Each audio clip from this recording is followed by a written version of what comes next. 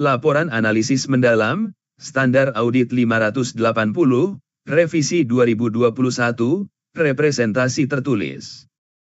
Judul Standar dan Nomor. Nama lengkap Standar, Standar Audit 580, Revisi 2021, Representasi tertulis. Nomor Standar, SA580, Revisi 2021. Tanggal efektif, standar ini berlaku efektif untuk audit atas laporan keuangan untuk periode yang dimulai pada atau setelah tanggal 1 Januari 2022. Konteks adopsi, standar ini merupakan adopsi dari International Standards on Auditing, ISA, 580 sebagaimana yang tercantum dalam Handbook of International Quality Control, Auditing, Review, Author Assurance, and Related Services Pronouncements 2018 edition, yang diterbitkan oleh International Auditing and Assurance Standards Board, IAS. Penetapan tanggal efektif 1 Januari 2022 dan statusnya sebagai revisi 2021 bukanlah suatu kebetulan. Hal ini menandakan bahwa SA 580 adalah bagian dari sebuah upaya sistemik dan berkelanjutan oleh Institut Akuntan Publik Indonesia, IAPI, untuk melakukan harmonisasi standar audit nasional dengan standar internasional, ISA. Referensi ke standar lain yang juga menyandang label revisi 2021, seperti SA 200, SA 705, DLL, mengindikasikan adanya pembaruan yang komprehensif di seluruh kerangka standar, bukan sekadar perbaikan parsial pada satu standar. Penyebutan eksplisit adopsi dari Handbook IAS mengonfirmasi bahwa tujuan utamanya adalah untuk menjaga konvergensi dengan praktik terbaik global satu bagi para praktisi audit di Indonesia. Hal ini memiliki implikasi penting. Pemahaman yang mendalam terhadap ISA 580 akan memberikan fondasi yang sangat kuat untuk menginterpretasikan dan menerapkan SA 580. Keahlian yang diperoleh menjadi lebih relevan secara global dan dapat ditransfer. Selain itu, ini juga mengisyaratkan bahwa setiap perubahan signifikan pada ISA di masa depan kemungkinan besar akan diikuti dengan pembaruan serupa pada SA di Indonesia. Tujuan utama standar, ZW. Tujuan fundamental dari SA 580, sebagaimana diuraikan dalam paragraf 6, dapat dipahami melalui 3 pilar utama yang saling terkait. Standar ini dirancang untuk menjawab pertanyaan krusial di akhir proses audit, bagaimana auditor secara formal mengonfirmasi tanggung jawab manajemen, mendukung bukti yang telah terkumpul, dan merespons jika konfirmasi tersebut bermasalah.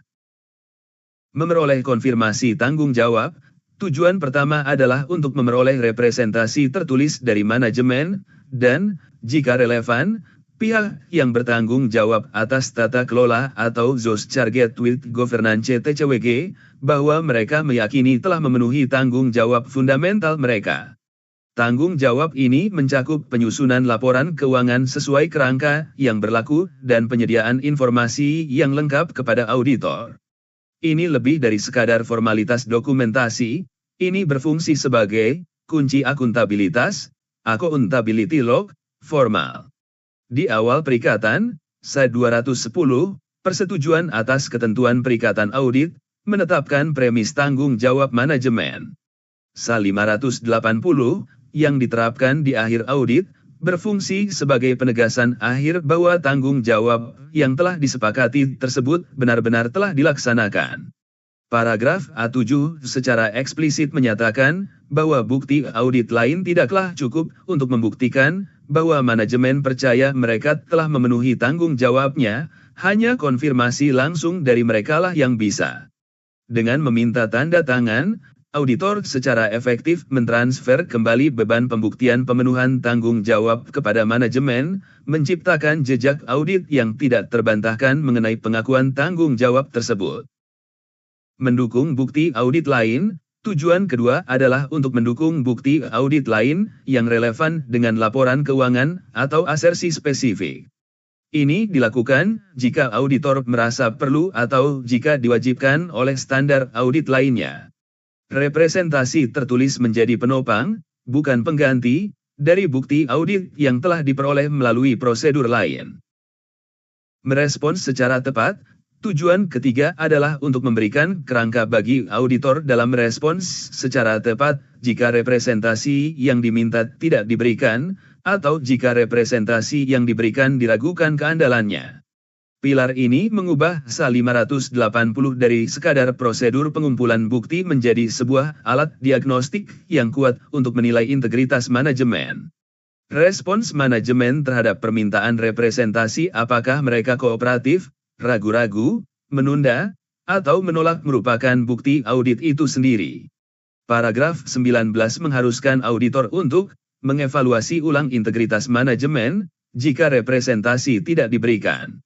Ini berarti proses permintaan representasi berfungsi sebagai uji litmus terhadap lingkungan pengendalian dan etika manajemen. Kegagalan dalam tes ini akan memicu serangkaian prosedur eskalasi yang dapat berdampak langsung dan signifikan terhadap opini audit. Dengan demikian, tujuan standar ini bukan hanya mendapatkan surat, tetapi juga mengamati dan mengevaluasi proses untuk mendapatkan surat tersebut. Ruang lingkup. Ruang lingkup SA 580 secara spesifik mengatur tentang tanggung jawab auditor untuk memperoleh representasi tertulis dari manajemen dan atau TCWG dalam konteks audit atas laporan keuangan. Standar ini berlaku secara universal untuk semua audit laporan keuangan. Sebuah aspek penting dari ruang lingkupnya adalah posisinya dalam hierarki standar audit. SA 580 berfungsi sebagai standar payung, umbrella framework, yang menyediakan kerangka kerja dan aturan main untuk semua representasi tertulis yang diminta selama audit. Paragraf 2 menyatakan bahwa ketentuan spesifik untuk representasi tertulis dalam SA lain tidak membatasi penerapan SA ini. Hal ini memiliki implikasi praktis yang signifikan. Sebagai contoh, ketika SA 550, pihak berelasi mengharuskan auditor meminta representasi tertulis mengenai kelengkapan pengungkapan pihak berelasi, atau SA 240, kecurangan, meminta representasi mengenai penilaian risiko kecurangan, maka SA 580 lah yang mengatur bagaimana representasi tersebut harus diminta, kapan harus diberi tanggal, apa bentuknya, dan apa konsekuensinya jika tidak diberikan atau tidak andal. Dengan kata lain, SA lain mungkin menentukan apa yang harus ditanyakan, tetapi SA 580 menentukan aturan mainnya. Auditor tidak bisa hanya memenuhi permintaan representasi dalam SA spesifik tanpa juga mematuhi kerangka umum yang ditetapkan dalam SA 580.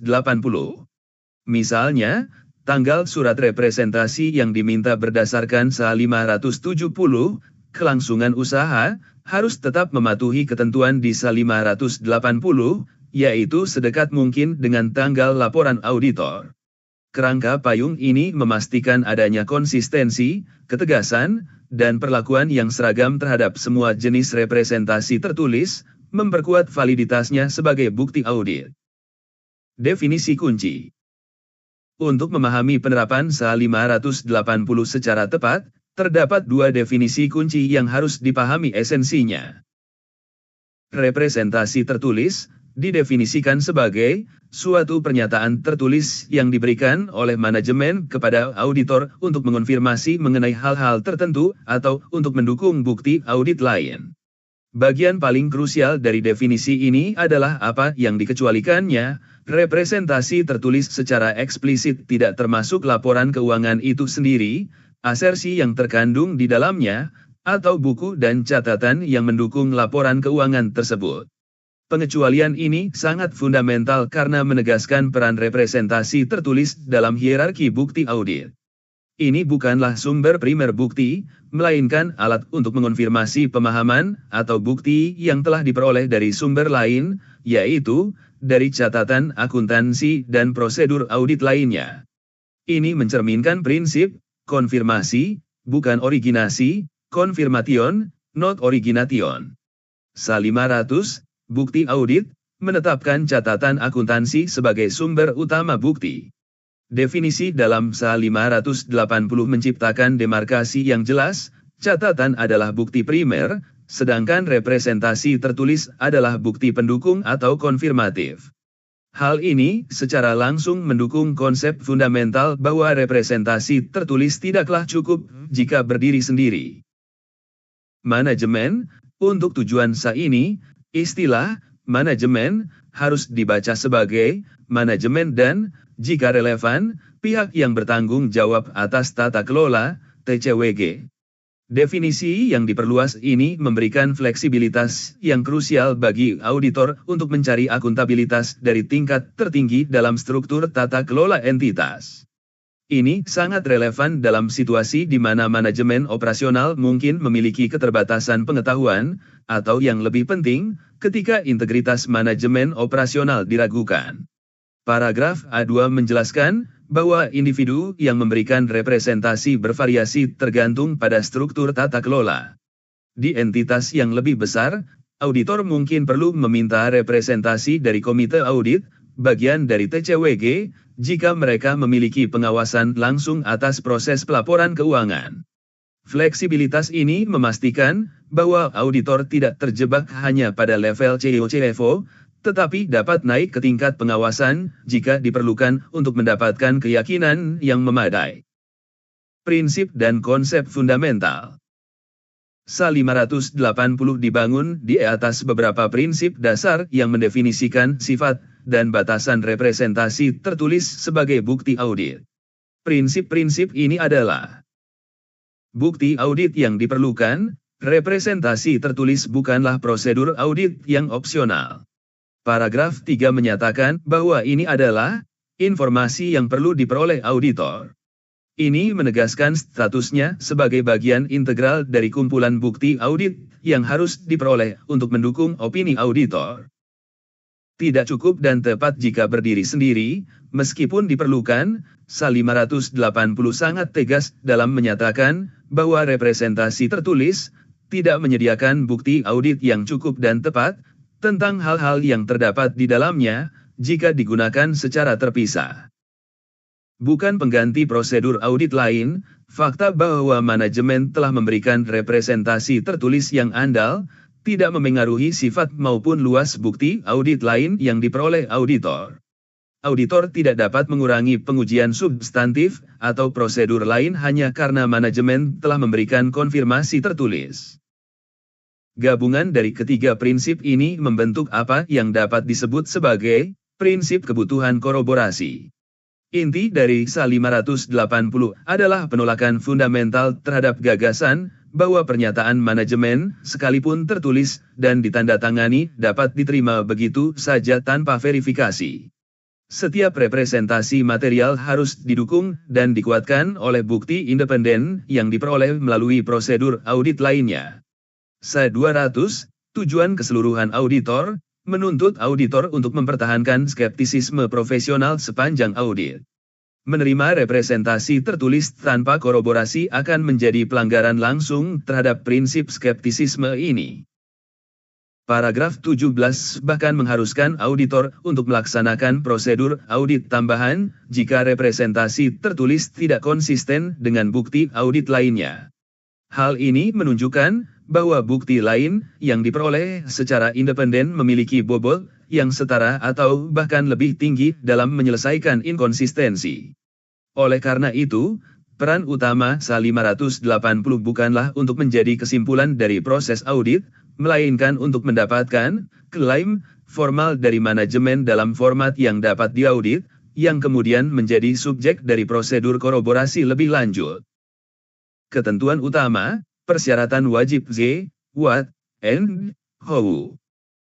Bagian, ketentuan, paragraf September 20, merupakan jantung dari standar ini, yang menguraikan secara spesifik apa yang harus dilakukan oleh auditor.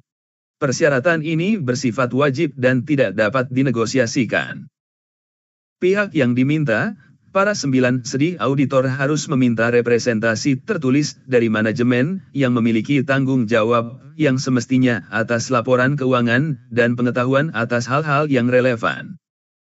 Representasi fundamental, Pada Oktober 11 sedih auditor harus meminta manajemen untuk menyediakan representasi tertulis bahwa mereka telah memenuhi tanggung jawabnya untuk menyusun laporan keuangan sesuai dengan kerangka pelaporan keuangan yang berlaku, termasuk penyajian wajar, jika relevan, para 10. Menyediakan semua informasi relevan dan akses yang tidak terbatas kepada auditor, serta mengonfirmasi bahwa semua transaksi telah dicatat dan tercermin dalam laporan keuangan, para 11. Representasi lainnya, para 13 sedih auditor harus meminta representasi tertulis lainnya yang diwajibkan oleh salain, seperti yang tercantum dalam lampiran 1, atau yang dianggap perlu oleh auditor untuk mendukung bukti audit lain yang relevan dengan asersi spesifik. Tanggal dan periode, para 14 sedih tanggal representasi tertulis harus dibuat sedekat mungkin dengan, tetapi tidak setelah, tanggal laporan auditor. Representasi tersebut juga harus mencakup seluruh laporan keuangan dan periode yang diacu dalam laporan auditor. Bentuk, para 15 sedih representasi tertulis harus disajikan dalam bentuk surat representasi yang ditujukan kepada auditor. Keraguan atas keandalan, para 16-18 jika auditor memiliki keraguan tentang kompetensi atau integritas manajemen, atau jika representasi tertulis tidak konsisten dengan bukti lain, auditor harus melaksanakan prosedur untuk menyelesaikan hal tersebut. Jika auditor menyimpulkan bahwa representasi tidak dapat diandalkan, ia harus mengambil langkah-langkah yang tepat, termasuk menentukan dampak yang mungkin muncul terhadap opini dalam laporan auditor. Representasi yang tidak diberikan, para 19 sedih jika manajemen tidak memberikan satu atau lebih representasi tertulis yang diminta, auditor harus a. mendiskusikan hal ini dengan manajemen, b. mengevaluasi ulang integritas manajemen dan dampaknya terhadap keandalan bukti audit secara umum, dan c. mengambil langkah yang tepat, termasuk menentukan dampak yang mungkin muncul terhadap opini. Konsekuensi tertinggi, para 20 sedih auditor harus tidak memberikan opini, disclaimer of opinion, atas laporan keuangan jika auditor menyimpulkan bahwa terdapat keraguan yang signifikan mengenai integritas manajemen, sehingga representasi fundamental yang diharuskan dalam paragraf 10 dan 11 tidak dapat diandalkan, atau manajemen tidak memberikan representasi tertulis fundamental yang diharuskan dalam paragraf 10 dan 11. Ketentuan-ketentuan ini menciptakan sebuah inti yang tidak dapat dinegosiasikan, non-negotiable core, yaitu representasi mengenai tanggung jawab fundamental manajemen yang diatur dalam paragraf 10 dan 11. Kegagalan untuk memenuhi inti ini tidak diperlakukan sebagai batasan ruang lingkup biasa yang mungkin hanya menghasilkan opini wajar dengan pengecualian. Sebaliknya, standar ini menganggapnya sebagai kegagalan fundamental dari premis audit itu sendiri. Paragraf 20 adalah aturan yang bersifat absolut. Jika representasi inti ini tidak ada atau tidak andal, hasilnya adalah disclaimer of opinion. Alasannya adalah karena representasi ini terkait dengan premis dasar sebuah audit, seperti yang dijelaskan dalam SA 200, bahwa manajemen menerima dan memahami tanggung jawabnya. Jika premis ini runtuh, seluruh bangunan audit menjadi tidak valid.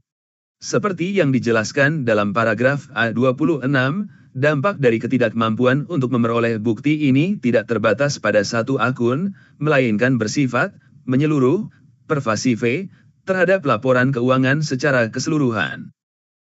Materi penerapan dan penjelasan penting. Bagian, materi penerapan dan penjelasan lain, paragraf A1-A27, memberikan panduan praktis dan klarifikasi untuk membantu auditor menerapkan ketentuan standar dalam situasi nyata. Beberapa poin paling signifikan adalah: siapa yang menandatangani? A2-A6 biasanya, representasi diminta dari Direktur Utama, CEO, dan Direktur Keuangan, CFO. Namun, standar ini memberikan fleksibilitas. Auditor dapat melibatkan individu lain yang memiliki pengetahuan spesifik, seperti penasihat hukum internal untuk provisi tuntutan hukum, atau staf insinyur untuk liabilitas lingkungan.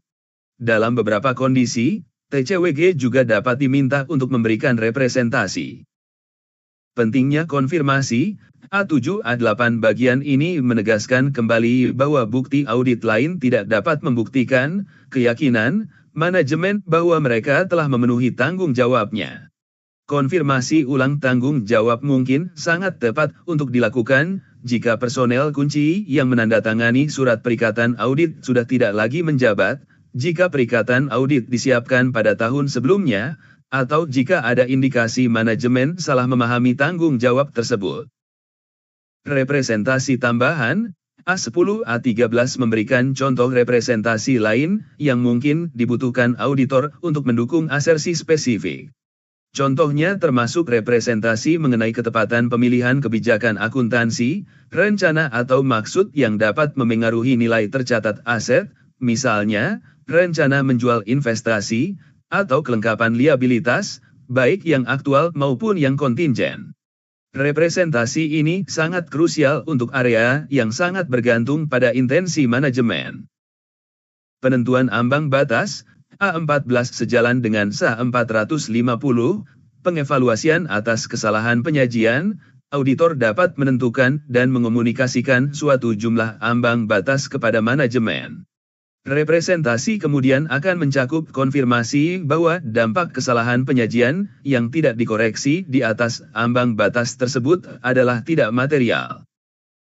Waktu dan pergantian manajemen, A15-A18 tanggal representasi harus sedekat mungkin dengan tanggal laporan auditor karena auditor memiliki tanggung jawab atas peristiwa yang terjadi hingga tanggal tersebut. Bagian ini juga membahas sebuah dilema praktis yang sering terjadi, dilema pergantian manajemen. Paragraf A18 secara tegas menyatakan bahwa jika manajemen berganti selama periode yang diaudit, manajemen yang baru tetap bertanggung jawab atas laporan keuangan secara keseluruhan.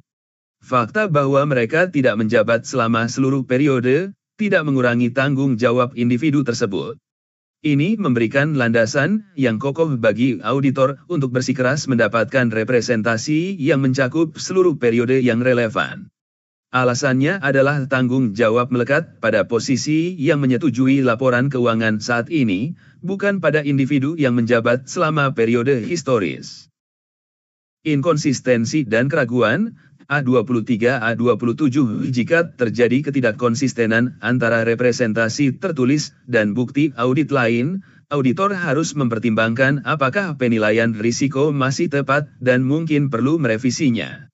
Keraguan yang serius terhadap integritas manajemen dapat menyebabkan auditor menyimpulkan bahwa audit tidak dapat dilaksanakan, yang berpotensi mengarah pada penarikan diri dari perikatan, jika dimungkinkan oleh peraturan yang berlaku. Hubungan dengan standar audit lain. SA 580 tidak berdiri sendiri, ia merupakan bagian integral dari ekosistem standar audit yang saling terhubung. Fungsinya sebagai standar payung, membuatnya berinteraksi secara intensif dengan banyak SA lainnya. Lampiran 1 dalam standar ini secara eksplisit mencantumkan daftar SA yang memuat ketentuan representasi tertulis spesifik, termasuk SA 240, SA 250, SA 450, SA 540, SA 550, SA 560, SA 570, dan lainnya. SA 580 berfungsi sebagai neksus dokumentasi akhir audit. Ini adalah titik di mana kesimpulan-kesimpulan yang bersifat subjektif dan area-area berisiko tinggi yang diidentifikasi di bawah standar lain seperti niat manajemen dalam SA 540, estimasi akuntansi, kelengkapan dalam SA 550, pihak berelasi, atau rencana masa depan dalam SA 570, kelangsungan usaha, diubah menjadi bukti audit formal yang terdokumentasi. Tanpa SA 580, banyak dari kesimpulan penting ini akan tetap berada dalam ranah diskusi lisan atau memo internal dengan bobot audit yang lebih rendah. Surat representasi menjadi rangkuman terdokumentasi dari dialog dan kesimpulan audit yang paling menantang, memberikan landasan yang lebih kokoh untuk opini auditor. Tabel berikut mengilustrasikan interkonektivitas ini untuk beberapa standar kunci. Standar terkait. Representasi spesifik yang diwajibkan, contoh. Tujuan implikasi representasi dalam konteks audit. SA-240, kecurangan. Penilaian manajemen atas risiko bahwa laporan keuangan mungkin mengandung kesalahan penyajian material akibat kecurangan. Pengetahuan tentang kecurangan aktual, dugaan, atau tuduhan kecurangan. Mengonfirmasi bahwa manajemen telah menjalankan tanggung jawabnya untuk mencegah dan mendeteksi kecurangan, dan untuk memastikan semua informasi yang relevan telah diungkapkan kepada auditor. Ini adalah bagian penting dari respons auditor terhadap risiko kecurangan. SA-550, pihak berelasi. Identitas pihak-pihak berelasi. Semua hubungan dan transaksi dengan pihak berelasi yang diketahui telah dipertanggungjawabkan dan diungkapkan secara tepat. Mendapatkan penegasan atas asersi kelengkapan, yang seringkali sangat sulit untuk diverifikasi hanya dengan prosedur substantif. Ini penting mengingat transaksi pihak berelasi berpotensi terjadi di luar jalur bisnis dan sistem informasi normal. SA-570, kelangsungan usaha. Rencana manajemen untuk tindakan di masa depan yang berkaitan dengan penilaian kelangsungan usaha. Kelayakan rencana tersebut dalam pandangan manajemen. Mengunci intensi dan komitmen manajemen terhadap rencana mitigasi. Representasi ini menjadi bukti penting ketika auditor mengevaluasi ketepatan asumsi kelangsungan usaha yang digunakan oleh manajemen, terutama ketika terdapat ketidakpastian material. SA-450, kesalahan penyajian. Pernyataan bahwa dampak kesalahan penyajian yang tidak dikoreksi, yang dilampirkan dalam surat, adalah tidak material, baik secara individual maupun agregat, terhadap laporan keuangan secara keseluruhan. Memastikan adanya kesepakatan formal antara auditor dan manajemen mengenai signifikansi temuan audit yang belum disesuaikan. Ini mencegah perselisihan di kemudian hari mengenai materialitas dari pos-pos tersebut. Hubungan dengan standar kerangka juga sangat penting. SA-200, tujuan keseluruhan auditor SA-580 adalah implementasi langsung dari salah satu premis fundamental audit yang diatur dalam SA-200. Jika premis bahwa manajemen menerima tanggung jawabnya tidak dapat dikonfirmasi melalui SA-580, maka tujuan keseluruhan audit tidak dapat tercapai. SA-500, bukti audit SA-580 mendefinisikan status representasi tertulis dalam hierarki bukti audit. Ini adalah bukti yang diperlukan tetapi memiliki kualitas yang lebih rendah, tidak cukup dan tepat jika berdiri sendiri, dibandingkan dengan bukti yang diperoleh dari sumber eksternal atau melalui perhitungan ulang oleh auditor. SA-705, modifikasi terhadap opini SA-580 menyediakan salah satu jalur paling langsung dan absolut menuju disclaimer of opinion. Paragraf 20 SA-580 adalah implementasi spesifik dari prinsip-prinsip umum di SA-705 mengenai dampak pervasif dari suatu pembatasan ruang lingkup. Implikasi praktis bagi auditor. Menerjemahkan bahasa formal standar ke dalam alur kerja sehari-hari sangat penting untuk penerapan yang efektif. Berikut adalah implikasi praktis utama bagi auditor. Manajemen waktu dan proses, jangan menunggu hingga hari terakhir audit untuk meminta surat representasi. Praktik terbaik adalah mengirimkan draft surat kepada manajemen beberapa minggu sebelum tanggal target laporan auditor. Ini memberikan waktu yang cukup bagi manajemen untuk meninjau, mengajukan pertanyaan, berkonsultasi dengan penasihat hukum jika perlu, dan melakukan penyelidikan internal untuk mengonfirmasi poin-poin dalam surat. Alat komunikasi, gunakan draft surat representasi sebagai agenda atau alat untuk berkomunikasi dengan manajemen dan komite audit mengenai isu-isu paling signifikan yang diidentifikasi selama audit. Ini adalah kesempatan terakhir untuk memastikan tidak ada kesalahpahaman mengenai temuan, kesimpulan, dan tanggung jawab masing-masing pihak. Dokumentasi kertas kerja. Kertas kerja audit harus mencakup lebih dari sekadar salinan final surat representasi yang ditandatangani. Dokumentasi yang baik juga harus mencakup bukti diskusi dengan manajemen mengenai poin-poin penting, penjelasan atas setiap modifikasi yang diminta oleh manajemen, dan kesimpulan auditor mengenai keandalan representasi yang diterima. Area perhatian khusus, red flags. Auditor harus waspada terhadap tanda-tanda bahaya selama proses ini, yang dapat mengindikasikan masalah yang lebih dalam terkait integritas atau lingkungan pengendalian. Tanda-tanda tersebut meliputi penundaan yang tidak wajar atau berulang-ulang dalam memberikan surat, keengganan atau penolakan langsung untuk memasukkan representasi spesifik yang diminta auditor, misalnya, tentang transaksi tertentu dengan pihak berelasi.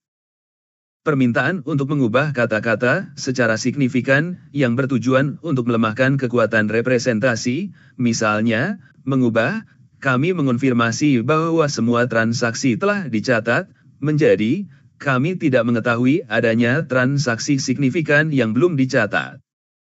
Inkonsistensi antara siapa yang seharusnya menandatangani, misalnya, CFO, dan siapa yang akhirnya menandatangani, misalnya, manajer akuntansi tingkat bawah. Dalam praktiknya, surat representasi sering kali menjadi subjek negosiasi.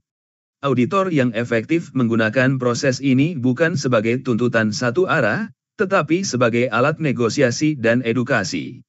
Menjelaskan mengapa representasi tertentu diperlukan, misalnya, representasi mengenai kelengkapan pihak berelasi ini diwajibkan oleh SA 550 untuk mengonfirmasi diskusi kita sebelumnya, dapat mengubah potensi konflik menjadi dialog yang konstruktif.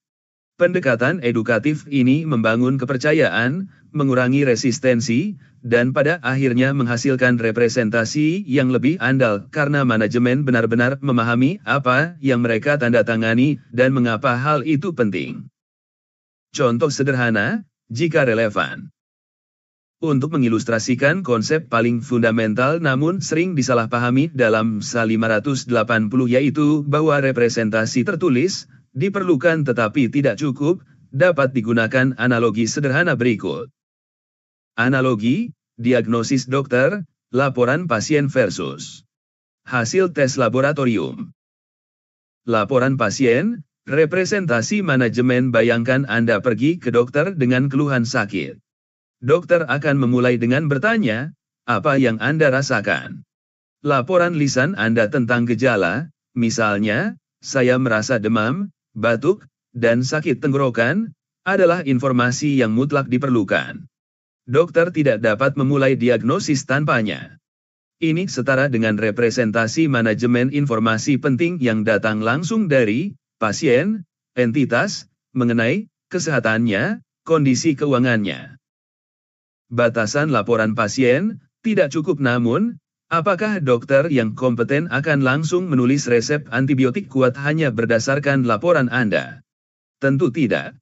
Laporan Anda tidak cukup untuk diagnosis yang andal. Gejala yang Anda laporkan bisa disebabkan oleh virus flu biasa, infeksi bakteri, alergi, atau kondisi lain yang lebih serius. Tes independen, prosedur audit lain untuk mendapatkan bukti yang cukup dan tepat, dokter akan melakukan prosedur independen untuk menguatkan, mengkoroborasi, laporan Anda. Ia akan memeriksa suhu Anda dengan termometer, inspeksi, mendengarkan paru-paru Anda dengan stetoskop, observasi, dan mungkin mengirim sampel darah ke laboratorium untuk dianalisis, konfirmasi eksternal. Ini adalah prosedur audit lain yang dilakukan auditor. Kesimpulan analogi, laporan dari pasien, representasi manajemen, sangat penting untuk memulai proses dan memberikan konteks. Namun, diagnosis akhir, opini audit, harus didasarkan pada bukti objektif yang dikumpulkan dan dievaluasi secara independen oleh dokter, auditor. Keduanya diperlukan dan saling melengkapi, tetapi yang satu tidak pernah bisa menggantikan yang lain. Analogi ini secara jelas mengilustrasikan prinsip kebutuhan koroborasi yang menjadi inti dari SA 580.